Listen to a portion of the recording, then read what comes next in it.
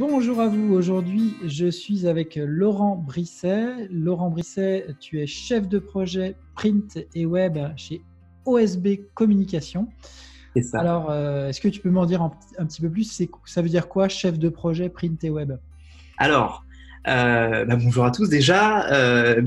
Chef de projet print et web, ça veut dire qu'on est à la gestion de projet, comme son nom l'indique forcément, et ça veut dire aussi que j'accompagne des clients sur des problématiques print, donc qui concernent des supports imprimés, et sur des problématiques web qui concernent des supports digitaux, mobiles aussi, parce qu'on va aussi jusqu'à la partie responsive design, notamment quand on travaille avec des projets web. Voilà ce que ça veut dire, et on reviendra un petit peu plus précisément sur les différentes casquettes justement qui sont apposées à ma personne en tout cas. Voilà, parce que moi, je suis allé sur le site d'OSB Communication, sur osbcommunication.com, et puis j'ai pas vu que ça. J'ai vu plein d'autres casquettes. Donc, est-ce que tu peux me dire, déjà me parler un petit peu de ton agence, et puis me dire, voilà, quelles sont toutes les activités que vous menez, en fait. Exactement. Alors, déjà, c'est bien pour les gens qui nous regardent de resituer, de recadrer un petit peu le contexte parce que aujourd'hui, il y a agence de communication et agence. Il y a vraiment plein de typologies d'agences. Et puis nous, à l'époque, quand on s'est monté, on avait tendance à croire qu'une agence de communication, c'est un peu les agences comme Havas et Publicis où il y a 300 personnes dedans. Et puis on avait un peu le syndrome de l'imposteur de se dire est-ce qu'on a vraiment le droit de s'appeler agence alors qu'on n'était que 3. Pour resituer un petit peu le contexte, je suis avec 3 associés. Et donc, on a créé cette agence il y a maintenant 7 ans.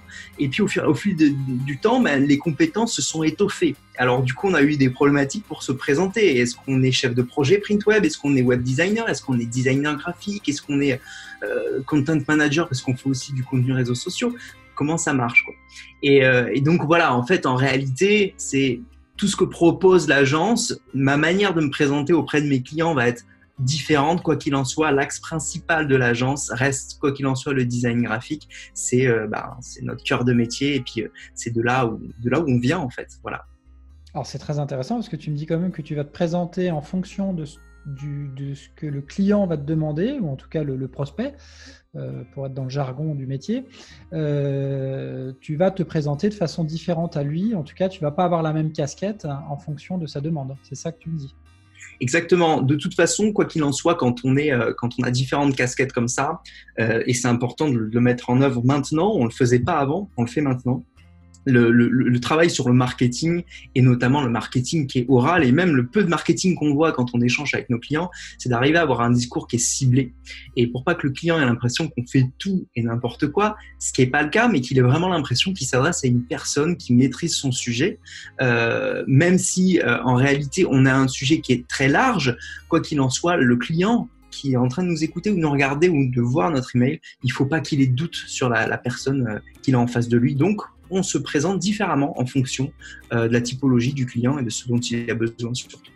D'accord. Lui, il a des attentes spécifiques. Tu dois te présenter de façon spécifique par rapport à lui. Exactement.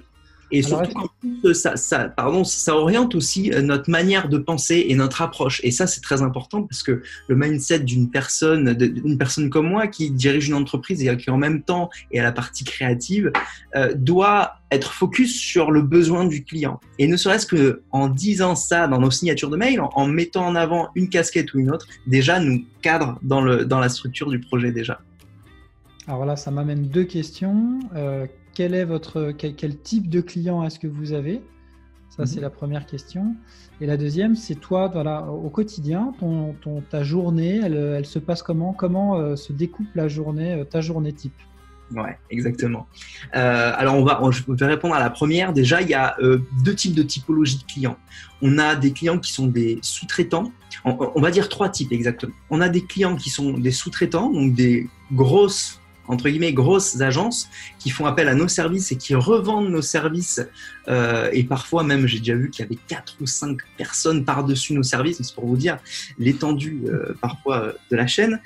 Donc, il y a des agences comme celle-ci. Il y a des clients récurrents qui sont, on va dire, des PME qui font appel à nos services de manière récurrente, on va dire, à l'année. Il n'y a pas de contrat, mais c'est à l'année. Ce sont des échanges qu'on a à l'année. Et ensuite, on a des petits clients qui sont des TPE, PME qui cherchent à avoir parfois c'est du ponctuel qui commence par un point d'entrée qui peut être une plaquette de communication, une identité visuelle ou un site internet, et ensuite qui continue avec nous sur une autre lancée, quoi. Voilà les types de clients qu'on a. D'accord, ok. Donc vraiment, ces trois, voilà, l'agence, la grosse agence qui sous-traite avec vous, en fait, le client récurrent et le client peut-être one shot, mais qui va peut-être devenir un client récurrent. On ne sait pas. Exactement. Et qui, lui, est en direct parce que la grande dualité, c'est ce travail entre quand on est avec la grosse agence, on travaille nous-mêmes avec des chefs de projet qui, eux, font la passerelle avec le client. Et quand on est en direct clientèle, ben là, pour le coup, c'est nous qui gérons le client. Et là, on lui apporte une nouvelle approche qu'on n'a pas justement avec les grosses agences. Les grosses agences ont déjà fait ce travail marketing qui est avec le client, donc elles apportent la partie marketing. Et quand on est en direct clientèle, c'est nous qui apportons la partie marketing, c'est nous qui aidons un petit peu à positionner le client parce que lui, pour le coup, c'est une TPE et ils n'ont pas forcément de force de frappe importante au niveau marketing.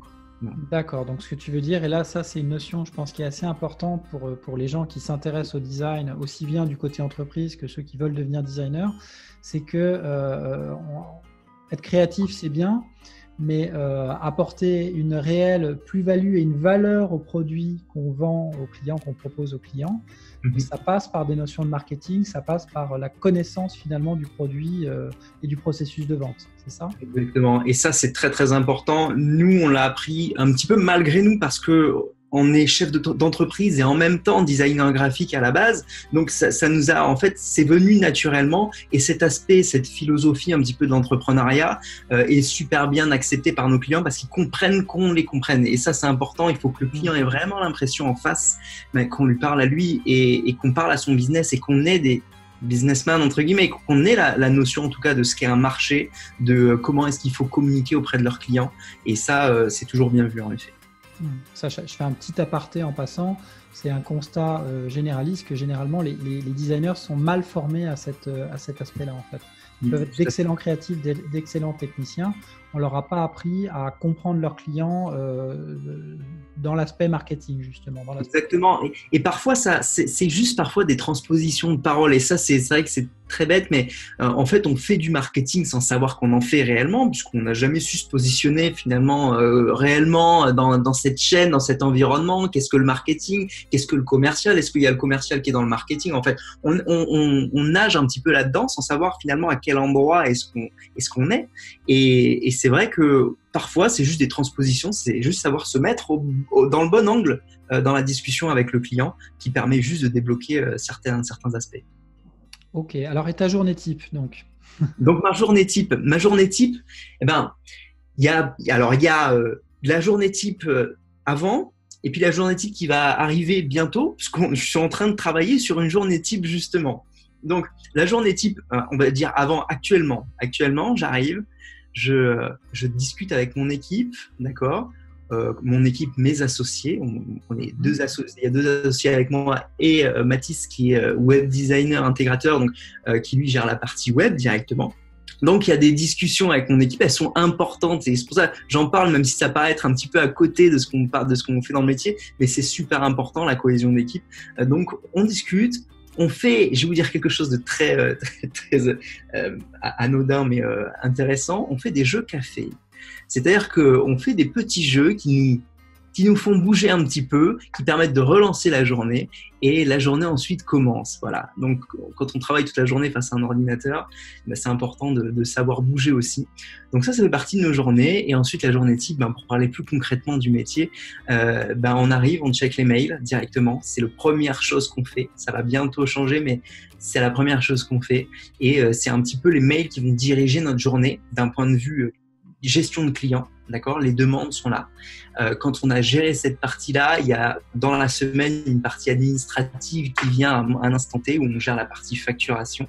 Et tout le long de la semaine, ensuite, ça reste de l'opérationnel où on gère justement les clients, des allers-retours clients, des maquettes clients directement. Voilà. Donc, c'est pour ça qu'aujourd'hui, la journée type est un petit peu en fonction du client. Voilà, ça changera. Donc d'accord, donc tu as une nouvelle stratégie d'organisation du travail, de ton temps de travail qui est en cours Je d'élaboration. me forme à ça. En fait, je me forme à beaucoup de choses, mais je me forme à ça actuellement. L'idée, c'est d'arriver à avoir une semaine type et une journée type qui est reproductible, mais qui est pas gérée par les arrivées des clients, mais qui est gérée par moi, la manière dont j'ai envie de traiter les choses.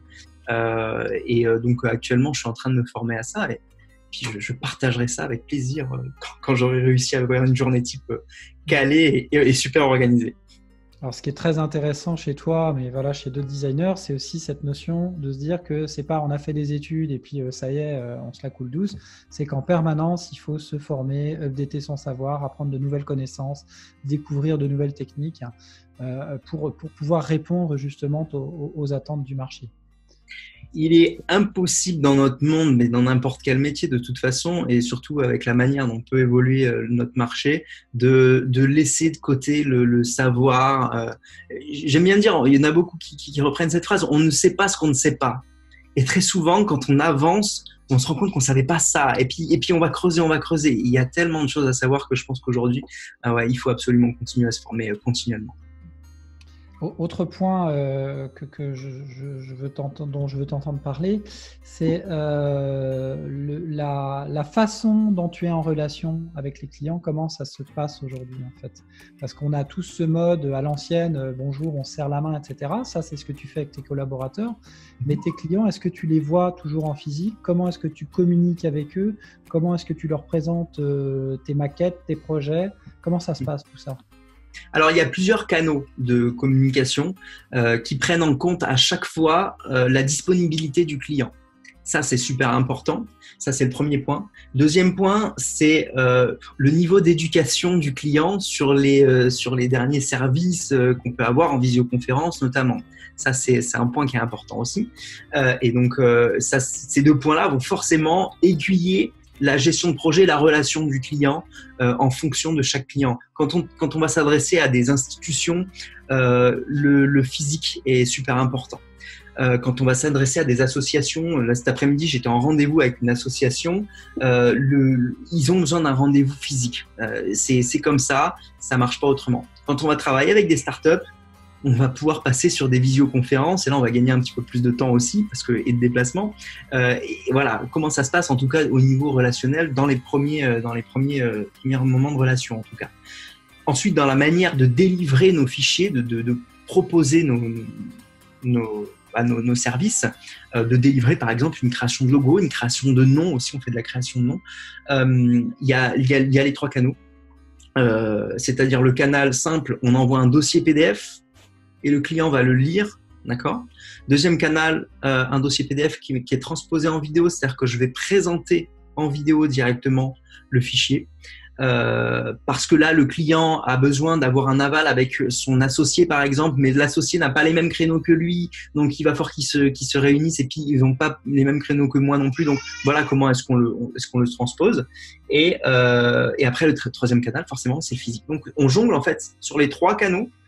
Que ce soit dans la première rencontre ou dans les échanges plus tard, en fonction du client. On s'adapte vraiment en fonction du client. D'accord.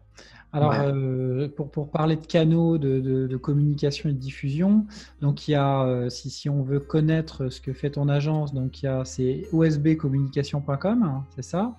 C'est ça, oui. Je sais qu'aussi tu es très actif sur YouTube puisque tu as une chaîne YouTube.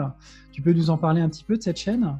Oui, exactement. Depuis 2017, je me suis dit que c'était pas possible de pas partager ce que j'avais appris, parce que j'ai vu tellement de graphistes qui m'envoyaient des CV et des CV qui me donnaient pas spécialement envie parce que j'en recevais des nombres incroyables et je me suis dit c'est pas possible, il faut que je partage ça, il faut que je partage mon expérience.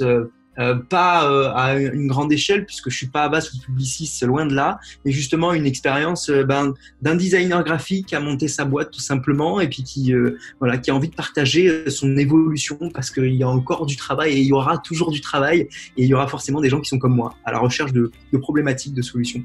Donc j'ai donc créé depuis 2017 une chaîne YouTube qui s'appelle Brainy et sur laquelle je partage justement mon savoir. Voilà. Super, super. Écoute, merci beaucoup voilà, pour ce partage justement avec nous des différentes facettes de ton métier. On peut te retrouver voilà, sur ton site internet, sur ta chaîne YouTube. On va mettre tout ça bien sûr dans la description de la vidéo dès qu'on l'aura mise en ligne. Je te remercie de tout ça et puis à vous toutes et à vous tous, toujours rester créatifs. Salut tout le monde.